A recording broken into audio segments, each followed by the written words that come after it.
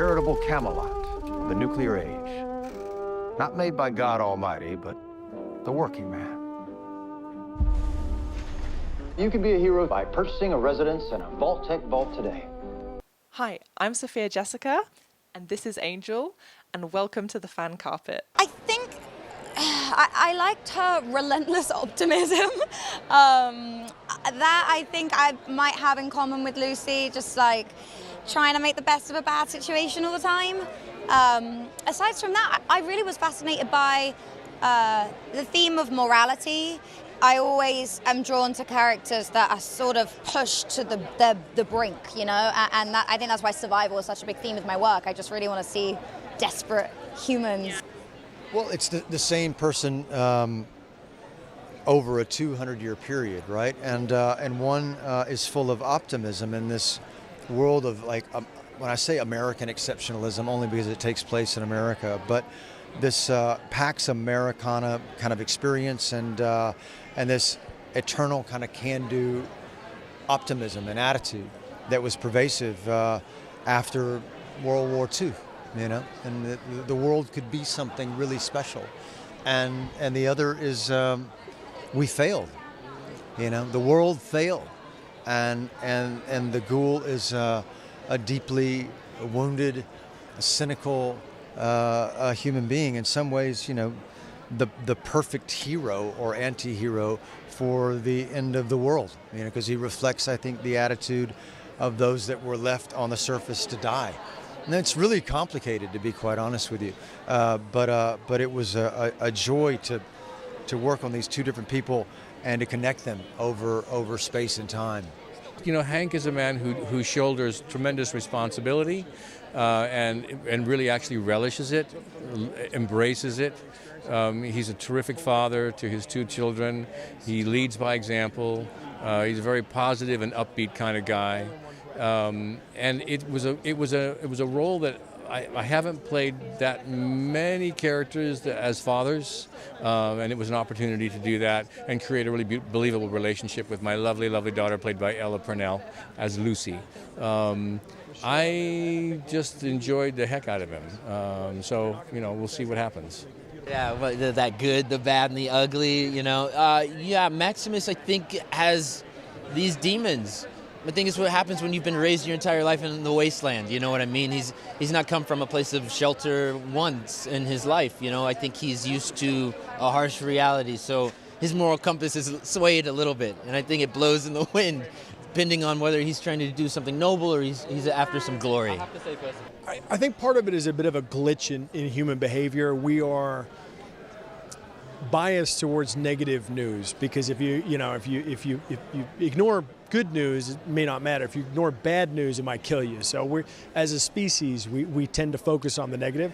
But I think it's with an eye towards avoiding bad outcomes. I think the reason why we spend so much time looking at really bad outcomes is I think as a way of figuring out how we can avoid those things collectively, kind of dreaming together about how we stay out of trouble.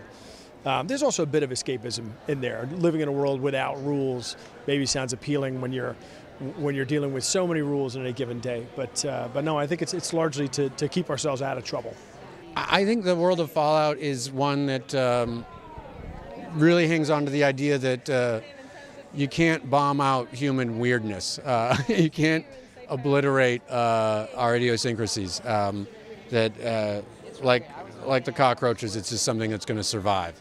And I think that's something I hope we're able to hang on to and communicate in the show, is that, humans are weird. And even if in the most dire circumstances, we're still going to be a bunch of goofballs. Yeah. Well, it's such a mashup, right? There's so many different tones and where it can go. And the most interesting thing about the world of Fallout really is the world beforehand. You know, the future that we envisioned in the 1960s or 50s of what nuclear technology would give us, it's that future gone wrong when it all blows up. So putting people and characters in that environment, I think, really makes it unique. I said yes, you know, without even looking at a script, because it's Jonathan Nolan, right? And Geneva, who's an old friend of mine, and Graham Wagner. I'm just really big fans of theirs. And then they said, well, don't you want to know, you know, who you're playing? I said, sure, whatever. His name's the Ghoul, and he's a 200-year-old bounty hunter who's been walking an irradiated landscape for 200 years, and he doesn't have a nose. And I said, well, maybe I should read those scripts. I don't know. Maybe. So, but that being said, I read them, and they were extraordinary. Really, on the page, they were extraordinary. I didn't know how we would pull it off. I had an idea, but I didn't realize that the experience was going to be so tactile. And a lot of the places that we went, we were in Namibia.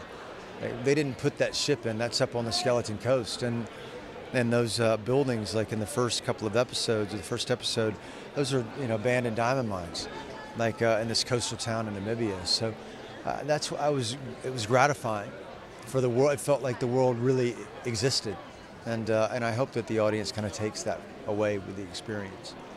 Yeah, I think that's absolutely right. I think there's a lot more to her than meets the eye. She's very innocent and naive at the beginning, but that doesn't mean she should be underestimated, shall we say.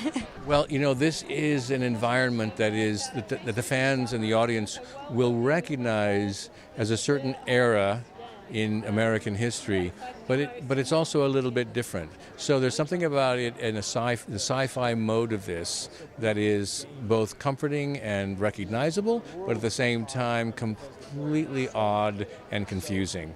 And I think the simple fact that there are people living underground for over 200 years and surviving is kind of amazing, while on the surface of the Earth, which has been decimated by a nuclear apocalypse, is also surviving in its own particular way. So you have basically two worlds, and the thing that's great about Fallout is you see those two worlds collide and the differences, and it's compelling. Absolutely. I think the decision early on with Geneva and Graham, with this challenge of, okay, these games are open world games and they're role-playing games, and you can take your character and steer them in any direction. You can make them look how you want. You can point their moral compass in any direction you want. Conveying that feeling in a series where, of course, you don't have that option. Geneva and Graham came in, one of their first ideas was to make this an ensemble, which I thought was brilliant. So you have three main points of view. You have Ella's character, Lucy, who is the quintessential vault dweller from the games, the most familiar character from the games. And she is idealistic and wide-eyed and maybe a little naive. And it's really from her perspective that we're going to encounter this world outside. And she's going to have to adapt to what she thought she was going to find, which is maybe a handful of orphans that she was going to teach the national anthem to the discovery that it's a world that has moved on without her, without the rest of the vault, and that is very alive, very filled with its own culture and its own conflict. Then you have Aaron's character, Max, who is part of the Brotherhood of Steel, which is one of the factions that when you're playing the games you can join if you want to. So we get a chance to see what it would be like coming up that way, growing up on the surface, growing up in these harrowing conditions and trying to find an organization that might just keep you alive and trying to figure out if you share the same values as them. And then, of course, you have Walton's character, the Ghoul, and Cooper Howard. He's really playing two characters across the span of time. And that, one of the most exciting things to me, one of the most exciting things for Todd, was the ability in the series to explore the world before a little bit more, which you've seen glimpses of in the games, but we really get to set up shop and spend some time there. Yeah, there's an old phrase, I don't know who came up with it, but it's tell me your zip code and I'll tell you what you believe in. We feel like we found three people from three very different zip codes, and then we just slam them together and get a show out of it. Yeah. She actually is very similar to the player in our games. We're somebody who we want to put in the shoes of, you're coming out of a vault, you have one view of what your life is, and then how do you learn the wasteland and maneuver it. And so Ella does a great job of being that naive, cheery, go-getter that has to learn how to survive. And I love the line at the end of the trailer, like, there you are, you little killer. What does she become? I think the biggest challenge for me was comedy, which is something that I hadn't worked on before. I was most, excited, but also most apprehensive about it. And I think that was one of the biggest joys for me of working on this, was the opportunity to kind of set the script aside in some moments and work with these amazingly talented comic actors and let them take the material and just play. We find ourselves in Namibia on the Skeleton Coast with the sun going down, with some brilliant comedians trying out different materials in the few moments of light we had left. Just an amazing experience. Yeah, I fully, to be honest, expected that the power armor, as you see in the show, would just have to be CG. It just seemed like, it seemed to me obvious that that's how it would have to go. And the decision to make it practical, while a pain in the ass for sure, I think really helps the entire show feel that much more tactile, because I think the fans of the games have already seen the CG version of T60 suit of, power armor. What we're going to see here is a real physical thing, and hopefully that makes the pain in the ass worth it. Not just for me, but for sweet Adam Shippey, who wore the suit for more days than I'm sure he cares to remember.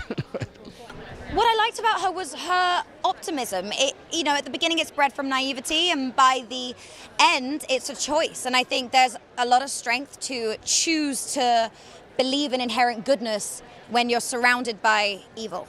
Well, I think we want to start from a place that, some characters, as different as they are in the different worlds that they sort of, bring to the screen for us, also have connections. And I think there's something to be said, and maybe I'll just allude you to it, of like what, gets fed to the people living in the vaults, and what kind of cult-like religion the Brotherhood is.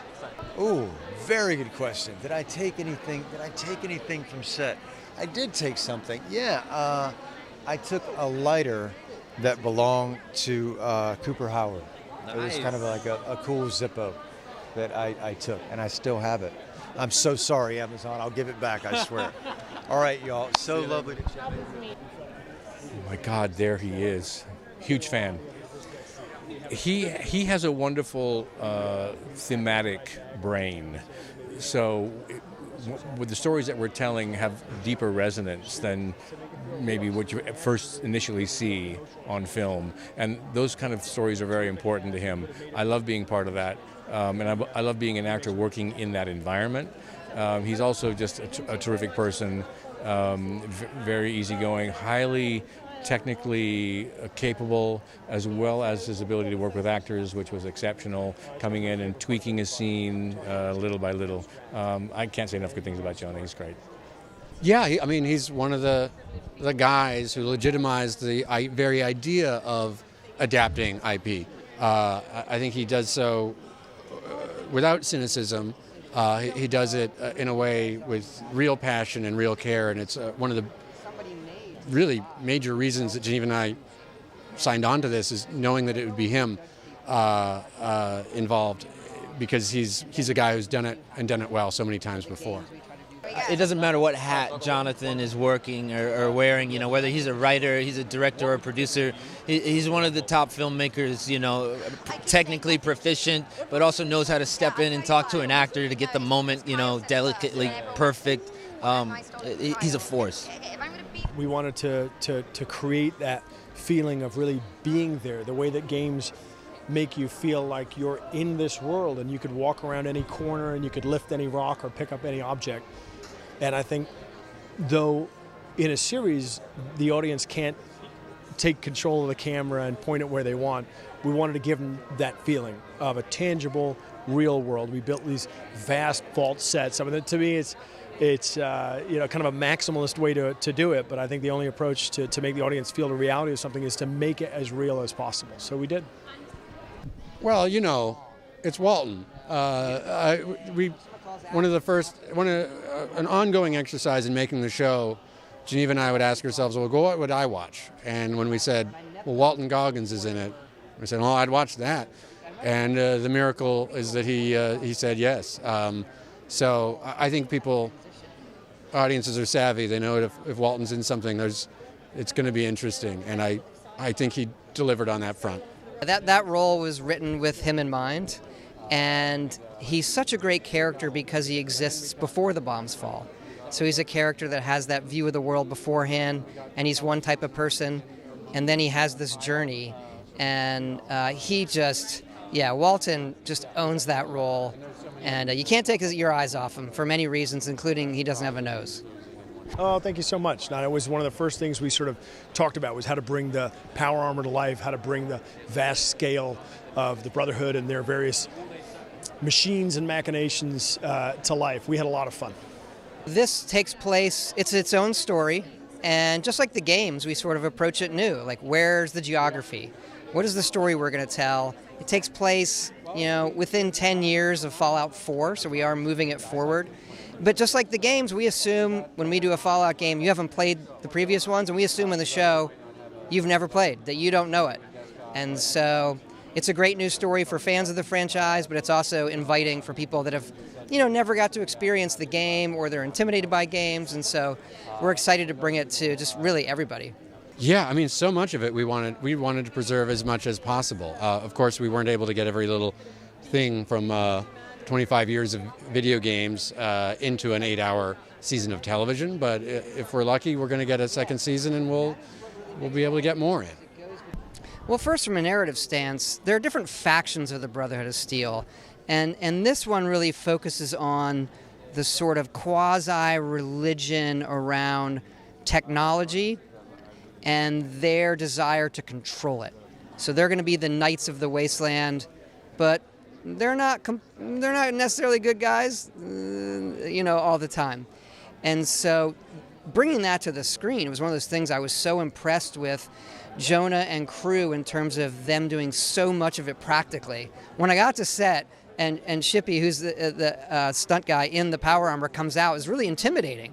It looks real, it moves real, and I think the way it's portrayed on screen really, really captures that essence of. And there's a moment too where Maximus kind of looks at it like, I've always wanted to go for a ride in the T, and he's staring at it like this glorious piece of technology that all of us have wanted to go out and be, badass post-apocalyptic Iron Man. Chocolate mushrooms. What? No, I mean, I don't know. What would I take? I would take a coffee machine. Okay. I would take a bunch of vinyl, right? Hopefully have like a record player in there. And I would take like 5 Somerset Maugham books. It's my favorite writer.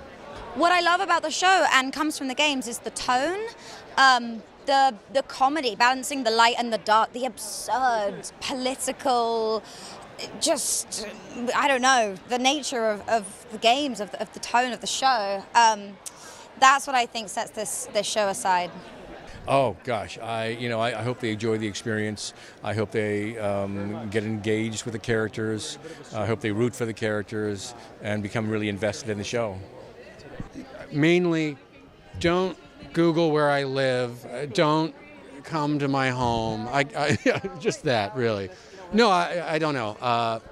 I just hope they're able to share the show with people, friends and family who weren't able to figure out the buttons, to be honest, because I know it's a world that people have loved for a really long time, and hopefully this makes that world that much more accessible to more people. I don't think when I work on things, there's not necessarily a message that we want to impart. I don't feel like I have any answers, especially given how confusing and frightening the world feels sometimes, especially these days. But I think if we can get people, first and foremost, we can entertain people, but to the degree that they're taking anything from the narrative beyond that, maybe asking some questions. One of the questions here is, do you really want to live in a world without civilization? As much as it's wish fulfillment, I think, civilization's awfully nice. Thank you for watching The Fan Carpet. Please follow us on Facebook, X, and Instagram for more content. Bye for now.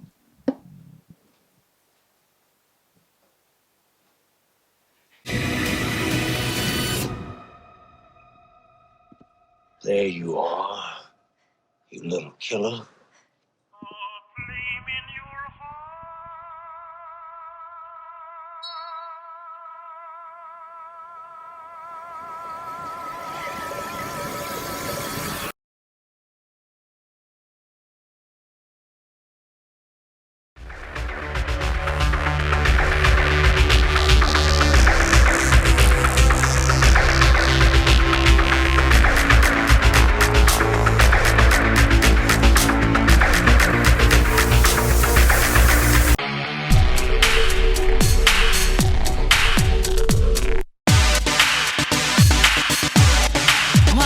Just show what you can do.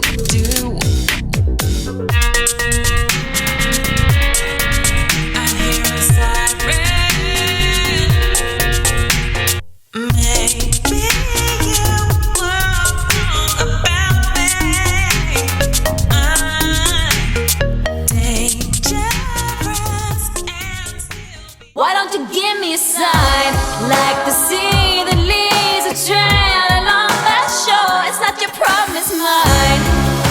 everybody thinks that I'm okay. Sometimes I think I am too. I'm on the outside looking in, I'm waiting for the shockwaves to begin. Oh, won't you let me hold you for one time? Just a rainy day in a London cafe, a London cafe. So give me one last serenade. Say to me, or swear at me till the night turns into day. And it was a shame when daylight faded, because we didn't notice at all.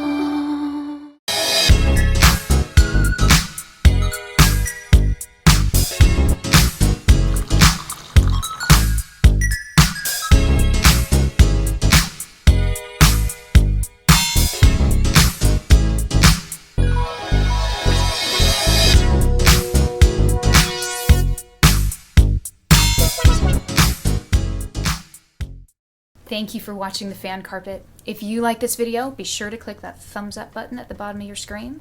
And also be sure to subscribe to the Fan Carpet YouTube channels. They're absolutely free and so much fun too. Be sure to check out the official website, thefancarpet.com. Also, you can follow us on Facebook, Twitter, and Instagram to stay up to date with reviews, competitions, the latest news, and so much more.